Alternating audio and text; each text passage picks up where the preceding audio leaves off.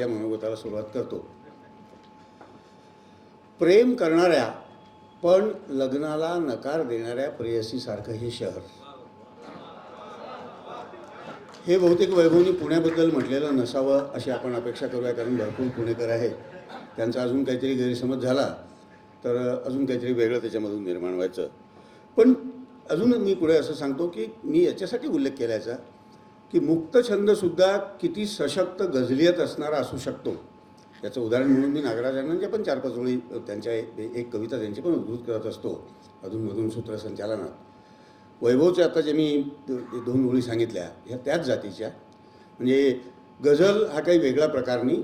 गझल हा कवितेचाच एक प्रकार आहे. चांगली गझल ही चांगली कविता असली पाहिजे आणि मुळात गझल ही कविता असली पाहिजे असा भट साहेबांचा आग्रह होता, आदरणीय सुरेश भट साहेबांचा. तर तिची काही लक्षणं जी आहे त्या गझलेमध्ये तिचं व्याकरण, तंत्र, मंत्र हे बाकी सोडलं तर तिचा आत्मा असतो गझलियत. आता गझलियतची नेमकी व्याख्या ही अनेक विद्वानांना आजपर्यंत जमलेली नाही, कारण ती व्याख्या करण्यासारखी गोष्टच नाही आहे.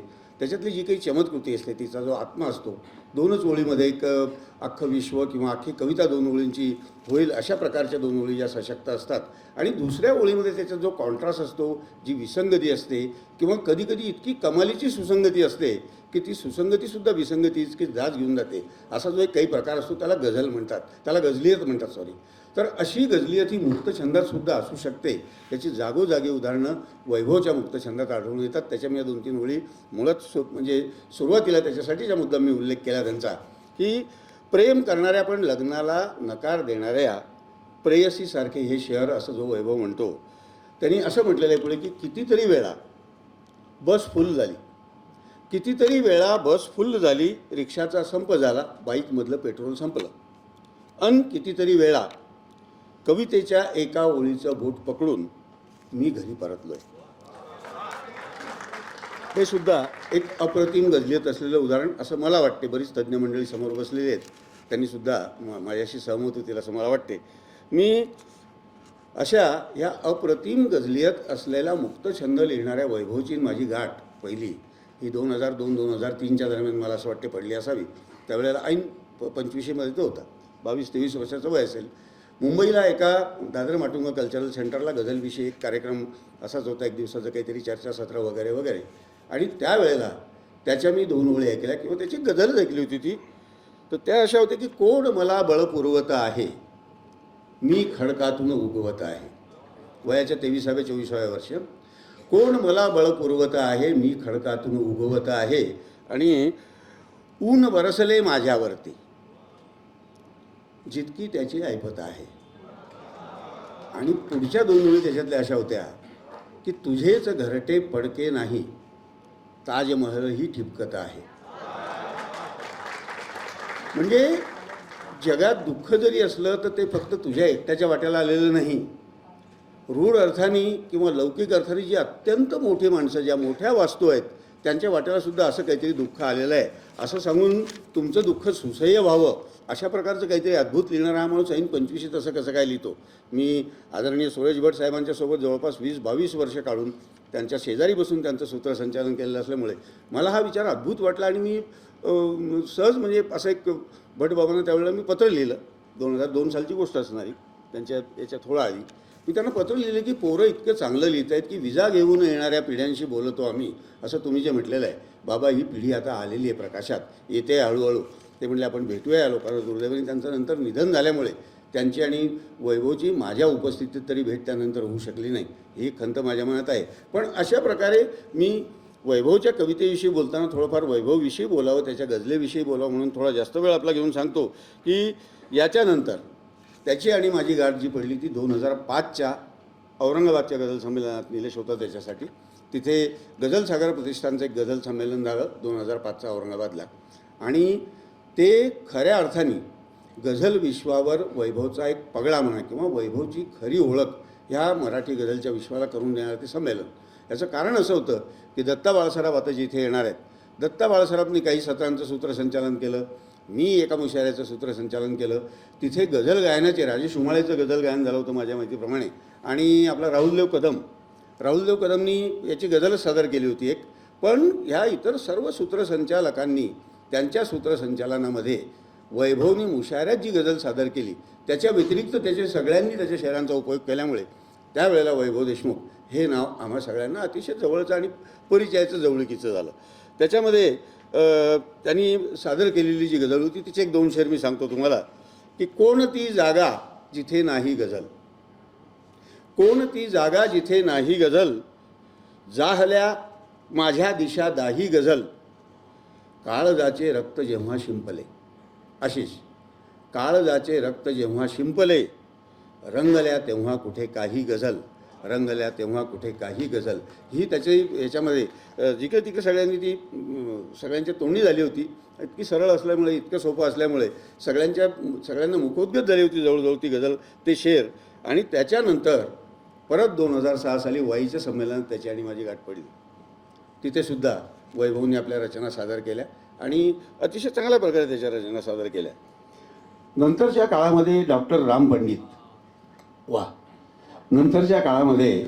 राम पंडित यांनी गझलविषयी काही पुस्तकं प्रकाशित करायचं ठरवलं आणि आमची मुख्य चर्चा झाली त्यावेळेला किंवा कोण कोण याच्यात असावं, काय असावं.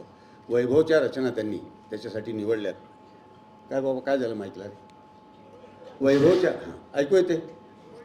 वैभवच्या रचना त्यांनी त्याच्यासाठी निवडल्यात आणि त्यावेळेला एक थोडासा एक वैभव तुला कदाचित माहिती नसेल पण थोडासा आमचा त्या काळात वाद झाला आमच्या काही मित्रांशी. त्याच्यामध्ये त्यांनी एक गझल त्याची अशी निवडली होती की ए जवळ तुझला जरा जवळून बघतो, ए जवळ तुझला जरा जवळून बघतो, आज स्पर्शाने तुला बोलून बघतो, पंख प्रीतीचे मिळाले एकदा की कोण या धरतीकडे परतून बघतो. अशा प्रकारची एक गझल त्याची चांगली होती त्यात.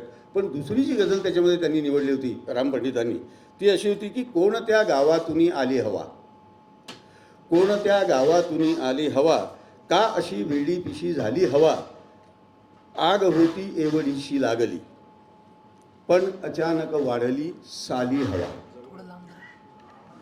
पण अचानक वाढली साली हवा. साली या शब्दावरती वाद झाला. काही विद्वानांचं असं म्हणणं होतं, काही विद्वानांचं असं म्हणणं होतं की गझलेमध्ये शिवी अजिबात यायला नको. मी त्यांना सांगितलं बाबा भट साहेबांशी माझी चर्चा झालेली आहे, ज्यांना आपण गझलेचे खलिफा समजतो, गझलेचे पितामह समजतो, मराठीमध्ये गझल ज्यांनी आणली खरी असं आपण समजतो. भट साहेबांच्या गझलेमध्ये काही शब्द शिव्यांचे होते. तर त्यांना असं काही लोकांनी काही वेळेला वाद झाला तर त्यांनी असं सांगितलं की जिथे ती शिवी वाचणाराला किंवा ऐकणाराला कानाला खटकणार नाही अशा ठिकाणी शिवी आली तर ती तुम्हाला स्वीकारायला असायला काही हरकत नाही. त्यांनी उदाहरण दिलं त्याच्यामध्ये की ताठ कॉलरींचा ताठा वाकणारा आहे, वंचनाचं ज्याची त्याला गाडणारा आहे.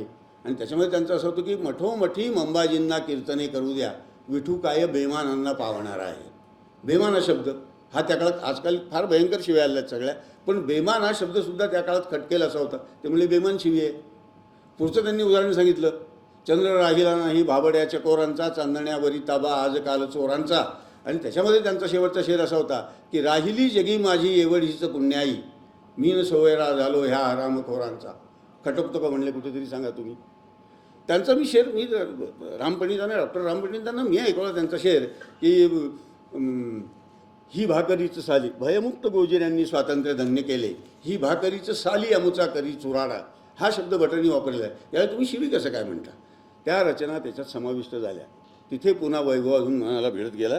पुढचं मी तुम्हाला एक उर्दू साहित्य अकादमीचा सुद्धा त्यावेळेला एक गझल संग्रह प्रकाशित झाला. त्याच्यामध्ये ज्या मराठी गझलकारांचा समावेश केला डॉक्टर राम पंडितांनी त्याच्यामध्ये वैभवच्या गझलांचा समावेश होता. आणि गझल सूरज भटानंतर असा जो एक ग्रंथ त्यांनी सिद्ध केला त्यामध्ये सुद्धा वैभवच्या गझलांचा समावेश होता. आणि ही त्याची अशी वाटचाल धीमी सुरू असताना 12वीपर्यंतचं शिक्षण गावामध्ये बुलढाणा जिल्ह्यामधल्या चांडोळ नावाचं एक छोटंसं खेडं, त्याच्यामध्ये 12वीचं शिक्षण.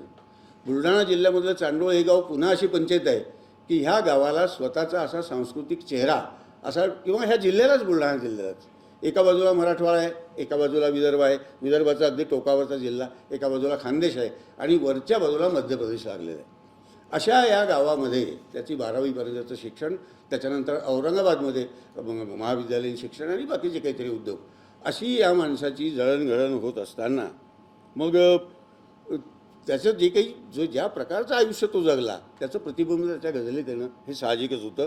मी त्याच्यानंतर 29 एप्रिल 2012ला आम्ही सुरेश भट गझल मंचची स्थापना करून पहिला जो गझल रंगाचा मुशायरा घेतला गोव्याला, त्याच्यामध्ये जे महाराष्ट्रातून 6 गझलकार आम्ही गेलो होतो, त्याच्यामध्ये ही दोघं होती, वैभव होता, चित्तरंजन होता, वैभव जोशी होते, अजून 2-3 गझलकार त्याच्यामध्ये, सुरेश आपला सुधीर मुळीक होता. ह्या सगळ्या गझलकारांनी तिथे गोव्यामध्ये आपल्या गझला सादर केल्यानंतर तिथली जी काही मान्यवर मंडळी त्याच्यात होती, वैभवच्या काही गझलांचं त्यांनी विशेष कौतुक केलं. विष्णू सूर्या वाघ होते त्याच्यामध्ये, तिथल्या गोवा साहित्य याचे गोवा कला केंद्राचे ते अध्यक्ष होते, गोवा कला अकादमीचे. त्याच्यानंतर दिलीप देवबाकर हे गोवा विद्यापीठाचे कुलगुरू होते. करमाळी आपले त्यांचं नाव विसरलो मी, गोपाळराव मयेकर होते, दिलीप देवबाकर होते आणि नागेश करमाळी ज्येष्ठ स्वातंत्र्य सैनिक आणि कवी. ह्या लोकांनी मला सांगितलं की ह्या माणसाच्या कवितेची जात वेगळी आहे. साचला अंधारा आहे युगभराचा, अन दिवा हातामध्ये आहे पळाचा, मिसळून घेतो मला मातीमध्ये मी, मग पिकाला वास येतो चंदनाचा. इतकी चांगली जात असणारी ह्या माणसाची गझल आहे म्हणले. आणि हा तुम्ही अजून इतका म्हणजे का इतका मागे आहे हा माणूस, काय याचं नाव समोर येत नाही. म्हटलं बा तो आहे योगायोगाचा. 15 एप्रिल 2013ला URL फाउंडेशनचा गझल पुरस्कार हा वैभवला दिला. गझल रंग मुशायऱ्यामधले गझल रंग मुशायऱ्यामध्ये या पुरस्काराचं प्रदान झालं तिथे. आणि त्याच वेळेला तृष्णा काठ, मी इथे उल्लेख करायचं कारण असं की तृष्णा काठचं प्रकाशन हे त्याच वेळेला तिथे झालं. रवी दाते होते त्याच्यामध्ये, आमचे उदयदादा लाड होते, बरीच मंडळी तिथे उपस्थित होती. सगळ्यांनी वैभवचं कौतुक केलं. आम्ही त्याची ही वाटचाल अतिशय अभिमानाने, अतिशय कौतुकाने पाहत होतो. आणि मला आता वैभवच्या गझलेची आपला जास्त वेळ न घेता काही ठळक वैशिष्ट्य मला जी जाणवली, गझलेचा एक अभ्यासक म्हणून सुरेश भट साहेबांचं मी नेहमी नाव घेत असतो. त्यांच्याकडून मला जे काही गझलविषयी मिळालं, ऐकायला मिळालं, 20-22 वर्ष त्यांच्या शेजारी बसून त्यांच्या कार्यक्रमाचं सूत्रसंचालन करून जी काही गझल मला आकलन झाली, नवीन पिढीचे ते बरेच गझलकार बसलेले आहेत, या सगळ्यांच्या गझला मी वाचल्या, त्यांच्यासमोर मंचांच्यासोबत मंचावरून सादर केल्यात. ह्या सगळ्यांचा एक माझा अनुभवाचा एक हे म्हणून मी सांगतो. वैभवच्या गझलेंची 5-6 वैशिष्ट्य. एक तर त्याची गझल ही तंत्रदृष्ट्या निर्दोष आहे. गझलचं पहिलं त्याचं हे आहे की ती तंत्रात बसणारी असावी, फिट्ट. एक काना एक मात्रा इकडे नको, एक मिसरा या तागड्यात टाकला, एक मिसरा त्या तागड्यात टाकला, एकाही मात्रेचा इकडे तिकडे काही व्हायला नको. ही तंत्रदृष्ट्या वैभवची गझल निर्दोष आहे, हे एक पहिलं त्याचं वैशिष्ट्य. त्यांनी वेगवेगळ्या वृत्तांचा वापर केलेला आहे. ह्या संग्रहामध्ये आपल्याला बघायला मिळेल. मला पुन्हा एकदा सांगावं असं वाटतं की 250 गझलांमधून चित्तरंजननी 96 गझलांची निवड केलेली आहे. हे किती नाही, माझं म्हणजे वैभवबद्दल माझं काही म्हणणं नाही, पण चित्तरंजनला मी त्याच्या लहानपणापासून ओळखतो. मी सांगितलं की त्याचं लहानपणापासून तर त्याचं वैशिष्ट्य आहे की जी गोष्ट त्याला आवडली ती तो 5 मिनटात, 10 मिनटात, 15 मिनटात करून मोकळा होणार. आणि समजा आवडलं नाही तर मग चालतं आहे आपलं रेंगाळते आहे. तर म्हणून मी म्हटलं की मला खरं कौतुक वाटलं त्याचं की 96 गझला त्यांनी 175-180 गझलांमधून निवडल्या आणि अतिशय चांगली निवडली त्याच्याविषयी काही शंका नाही. पुन्हा मला असं म्हणावंसं वाटते की वैभवच्या सगळ्याच गझला चांगल्या असल्यामुळे कदाचित त्याला संकट पडलं असावं की कोणती मागे ठेवावी आणि कोणती याच्यात घ्यावी. पण वेगवेगळ्या वृत्तांचा वापर त्यांनी केला. स्वरकाफिया हा एक प्रकार आहे. म्हणजे दुसरी गोष्ट अशी की अक्षर गणवृत्त आणि मात्रावृत्त अशा ज्या 2 प्रकारात गझल लिहिली जाते, ह्या दोन्ही प्रकारांवर वैभवची एक चांगल्यापैकी पकड आहे. कुठेही इकडे तिकडे न होऊ देता दोन्ही प्रकारची गझल तो लिहू शकतो चांगल्या रीतीने. आपण आता वाचाल तेव्हा आपले हे लक्षात येईल. मी पुन्हा एकदा ज्या सांगू इच्छितो की स्वरकाफिया नावाचा एक जो प्रकार आहे, इथे गझलकार बरेच बसलेले आहेत, त्यांना याच्याविषयी मी जास्त स्पष्टीकरण देणार नाही. पण स्वरकाफिया चांगल्या प्रकारे वापरणं हे अजून एक अवघड काम असते. वैभवनी स्वरकाफियाचा अतिशय मुबलकपणे आणि अतिशय चांगला वापर केलेला आहे, हे मला सांगायचं आहे याच्यातून. आणि त्याची भाषा गझलेची ही अतिशय सोपी आणि सरळ आहे. भटसाहेब नेहमी म्हणायचे की सोपं लिहिणं ही सगळ्यात अवघड गोष्ट आहे. पण त्याचा सोपेपणा आणि सरळपणा हा अतिशय कुठेही शब्दकोश घेऊन बसावं लागत नाही, कुठेही कोणाला विचारावं लागत नाही की या शब्दाचा अर्थ काय. हे एक वैभवच्या गझलेचं आणखी वैशिष्ट्य.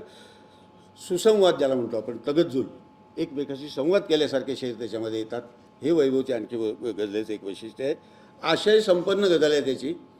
एक आशय मला एका पद्धतीने अपील झाली, तुम्हाला दुसऱ्या पद्धतीने अपील होईल. वेगवेगळ्या प्रकारचे वेगवेगळ्या डायमेन्शन्स अर्थाला असलेली अशी त्याची गझल आहे. आणि सगळ्यात मोठं वैशिष्ट्य त्याचं असं आहे की ही गझल ही वैभवची स्वतःची गझल आहे. स्वतःची गझल आहे. कुणाचाही त्याच्यावरती पगडा आणि प्रभाव अर्थात मार्गदर्शन माणूस घेतो, थोडंफार त्याच्यावरती आढळते, पण एक संपूर्ण असा परिपाक त्याची गझल म्हणून जर असं आपण पाहिलं, ही वैभवची स्वतःची गझल आहे, हे मला अतिशय ठामपणे मी इथे नमूद करू इच्छितो. आपला जास्त वेळ न घेता पुन्हा एक याच्यामध्ये मी घोषणा अशी करतो की आमच्या सगळ्यांच्या विनंतीला मान देऊ वैभवनी मान्य केलेलं आहे की आता हा सगळा औपचारिक समारंभ संपल्यानंतर तो त्याच्या काही रचना सादर करणार आहे. माझं काम अधिक सोपं झालेलं आहे, पण मला आवडलेलं त्याचे एक 2-2, 4-4 शेर मी इथे सांगतो आणि मी थांबतो. मला बळ पुरवत आहे, मी खडकातून उगवत आहे, मी आपल्याला सांगितलंच आहे, पण त्याच्यामध्ये लेवनी ढवळा फुलोरा साजल्या मिरच्या. मिरची हा शब्द पिकाशी संबंधित आहे, ग्रामीण भागातल्या पिकाशी संबंधित आहे. वैभवनी इतकी सुंदर गझल ती लिहिली होती त्या काळामध्ये की लेवनी ढवळा फुलोरा. मिरची आधी हिरवी असते, नंतर लाल होते, पण तिची फुलं जी असतात ती पांढरी असतात सगळी. ही फुलं जेव्हा जास्त फुलतात, मिरची त्याचं फळात रूपांतर व्हायच्या आधी, तेव्हाचं चित्र ज्यांनी पाहिलं असेल त्याला एक लक्षात येईल की लेवनी ढवळा फुलोरा साजल्या मिरच्या, गोड डोळ्यांना किती ह्या वाटल्या मिरच्या. हा मधुर दरवळ किती शेतात मिरचीच्या, हा मधुर दरवळ किती शेतात मिरचीच्या, काय या वाऱ्याबरोबर बोलल्या मिरच्या, काय या वाऱ्याबरोबर बोलल्या मिरच्या, आणि लागला दाही दिशांना केवळा ठसका, आज सूर्यावर कुणी ह्या भाजल्या मिरच्या. काय वैभवसाठीचं. आणि वाळल्या वेली कशा ह्या गोड शब्दांच्या, वाळल्या वेली कशा त्या गोड शब्दांच्या, वाढल्या इतक्या कशा आपुल्या तल्या मिरच्या, वाढव्या इतक्या कशा आपुल्या तल्या मिरच्या. वैभवचे आणखी 2-3 शेर मी सांगतोय की फुले उधळत दिवस हा आजचा गेला, तुझ्यासोबत दिवस हा आजचा गेला, आणि तुला आला न त्याचा प्राण वाचवता. बघा पुढच्या ओळीची कल्पना काय असेल त्याच्यामध्ये की फुले उधळत दिवस हा आजचा गेला, तुझ्यासोबत दिवस हा आजचा गेला, तुला आला न त्याचा प्राण वाचवता, तुझ्या देखत दिवस हा आजचा गेला. दिवस असताना जाणं म्हणजे दिवसाचा प्राण जाणं, अशी एक वेगळीच कल्पना त्यांनी केलेली भन्नाट. त्याच्यामध्ये गजबजले घर हेही आले तेही आले, ही मी खरं ही सांगणार नव्हतो. हे सांगण्याचं कारण असं आहे की मी एका आमदारांच्या सोबत त्यांचं विधानसभेचं कामकाज जे आहे ते मी बघतो, लेजिस्लेचर ज्याला म्हणतात ते. नुकताच विधानसभेचं अधिवेशन चालू आहे, अर्थसंकल्पीय अधिवेशन. 4 दिवस त्या अधिवेशनात मी सोमवार ते शुक्रवार 5 दिवस अधिवेशनात होतो.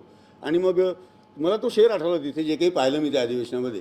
गजबजले घर हेही आले तेही आले, तू आल्यावर हेही आले तेही आले. हा खरं म्हणजे हा रदीफच इतका विचित्र आहे आणि इतकं म्हणजे अगदी मनाचा. गजबजले हे घर हेही आले तेही आले, तू आल्यावर हेही आले तेही आले, घर म्हटल्यावर लागणारं भांड्याला भांडे, घर म्हटल्यावर लागणारं भांड्याला भांडे, घर म्हटल्यावर हेही आले तेही आले. आणि पुढचा शेर मी जो सांगितला मला विधानसभेत आठवला होतो, यांनी त्यांचा गळा पकडला, यांनी त्यांचा गळा पकडला, अवकातीवर हेही आले तेही आले, अवकातीवर हेही आले तेही आले. अशा काही गमती आहेत. त्याचा फार मोठा अवकातीवर हेही आले तेही आले, यांनी त्यांचा गळा पकडला. आणि एक गझलकाराचं असं असते की तो त्याच्या गझलेमध्ये प्रेम आहे, त्याच्या गझलेमध्ये शृंगार आहे, अतिशय न बोचणारा न भिडणारा, किंवा अतिशय ज्याला आपण असं म्हणतो की कुठेतरी असं वाटतं की ह्या अश्लीलतेकडे जातो आहे का, अजिबात तसं काही नसणारा शृंगारही त्याच्यामध्ये आहे. पण स्वतःचं दुःखही त्यांनी त्याच्यामध्ये सांगितलेलं आहे. स्वतःच्या दुःखासोबत इतरांचं दुःखसुद्धा, म्हणजे गमे दुनिया को गमे यारा में शामिल कर लो, नशा बढ़ता है शराबे जो शराबों में मिले, असं यांनी म्हटलेलं आहे फराज साहेबांनी. पण अशा प्रकारे म्हणजे आपलं समष्टीचं दुःख आपल्या वैयक्तिक दुःखात घेऊन जी गझल येते ती चांगल्या प्रकारची गझल असते असं म्हटलं जाते. अशा प्रकारची सुद्धा काही शेर वैभवने म्हटले. तुटला आहे तर तुटल्याला द्यावे काही, तुटला आहे तर तुटल्याला द्यावे काही, तुटलेल्या ताऱ्याला का मागावे काही.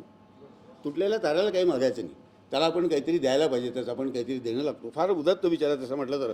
पण सगळ्यांना मौनाची भाषा समजत नसते. क्या बात आहे वैभव, या शेरावर कुर्बान आपला जीव.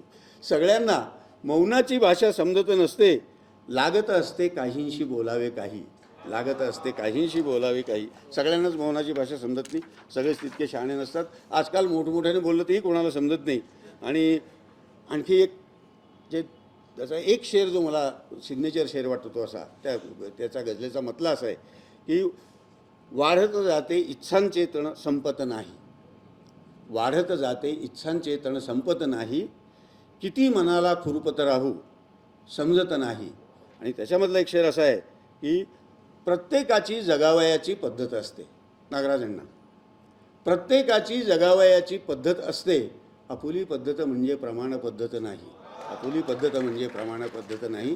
पुण्यासारख्या ठिकाणी हे मोठ्या आवाजात सांगणं गरजेचं आहे. आपुली पद्धत म्हणजे प्रमाण पद्धत नाही, म्हणजे ते बोलीभाषा, पुन्हा प्रमाण भाषा, पुन्हा आम्ही जे म्हणतो तेच योग्य, म्हणजे काय जे आम्ही सांगतो तेच खरं, आमच्या पलीकडे कुठलंही नाही, अशा प्रकारे जिथे विद्वानांचा म्हणजे अमाप पीक आहे, अशा ठिकाणी हे मोठ्या रवानं सांगणं मुद्दाम गरजेचं आहे. म्हणून मी सांगितलं ते की आपुली पद्धत म्हणजे प्रमाण पद्धत नाही. वैभवने अतिशय चांगल्या प्रकारे याचं सृजनशीलता त्याची याच्यात आणलेली आहे. पायरीभर अंतरावर सांडली, अमृताची सर जरावर सांडली, आणि थांबली नाचायची ही पाऊले, शांतता या घुंगरावर सांडली, ज्या कृपेने चिंब गालिब अन तुका, ज्या कृपेने चिंब गालिब अन तुका, ती कृपा या पामरावर सांडली, ती कृपा या पामरावर सांडली. नम्र भावना आहे, इतकी नम्र भावना आहे. आणि कोणत्या तीरावर, कोणत्या होतो तीरावर जन्मलो, राख अन कुठल्या तीरावर सांडली, राख अन कुठल्या तीरावर सांडली. ही झाडे पेटवली कोणी, अनाथ केले पक्षी कोणी. छोटे छोटे बहरची सुद्धा गझल अतिशय चांगली लिहिली आहे. ही झाडे पेटवली कोणी, अनाथ केले पक्षी कोणी, तळ डोहाचा निरखत होतो, गढूळ केले पाणी कोणी, गढूळ केले पाणी कोणी. आणि असला तर माझ्यातच आहे माझा मोठा वैरी कोणी, असला तर माझ्यातच आहे माझा मोठा वैरी कोणी. अतिशय चांगल्या चांगल्या रचना आहेत. वैभव स्वतः ऐकवणार आहे, त्याच्यामुळे मी जास्त काही सांगणार नाही. पण छोट्या बहरची एक गझल त्याची मला सांगाविषयी वाटते की तो उन्हाळ पक्षी आहे.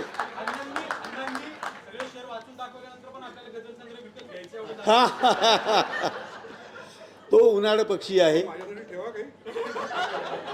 ती कच्ची कैरी आहे. तो उन्हाळ पक्षी आहे, ती कच्ची कैरी आहे. म्हटले तर संकट आहे, म्हटले तर संधी आहे. चित्तरंजनने आता इशारा केलेला आहे. लहानपणापासून त्याला मी ओळखतो. तो चिडला तर काय करतो याची मला पूर्ण जाणीव आहे. त्याच्यामुळे मी माझं मनोगत इथे आवरतो. मी वैभव या माणसाविषयी जे काही मला आकलन झालं ते बोललो, त्याच्या कवितेविषयी, त्याच्या गझलविषयी जे काही आहे ते बोललो. आपली सगळ्यांची मतं याच्याविषयी वेगळी असू शकतात, आणि ही मतं अजून घट्ट करायची असतील किंवा ही मतं अजून काही सैल करायची असतील तर आपण हा गझल संग्रह विकत घेऊन वाचला पाहिजे, हे मी आवाहन करतो. प्रकाशन होण्यापूर्वीच बाहेर पुस्तक यांनी ठेवलेलं असेलच, मला असं वाटते, तसं ठेवायला पाहिजे. ठेवलेलं आहे ना मी? क्या बात आहे, क्या बात आहे. मी आमंत्रित करतो आहे चित्तरंजन भट यांना, आणि माझ्या नेहमीच्या पद्धतीप्रमाणे 2 शेर मला सांगावेसेच वाटतात, तुम्हाला जरी वाटत असलं तरी. की आमच्या वस्तीत करतो सूर्य टाळा टाळ देवा, गोठला आहे कधीपासून येथे काळ देवा, बदलले संदर्भ सारे, बदल सारे ग्रंथ तूही. चित्तरंजन भट चवळे तर बदलले संदर्भ सारे, बदल सारे ग्रंथ तूही, माणसाले निर्मिलेले वेद आता चाळ देवा. आणि त्याचं नाव चित्तरंजन सुरेश भट आहे. हे सांगणारा शेर, पायरीवर पाय तुझिया मी कधी देणार नाही, पायरीवर पाय तुझिया मी कधी देणार नाही, थांब गाभाऱ्यात तूही पायरी सांभाळ देवा, थांब गाभाऱ्यात तूही पायरी सांभाळ देवा. चित्तरंजन सुरेश भट.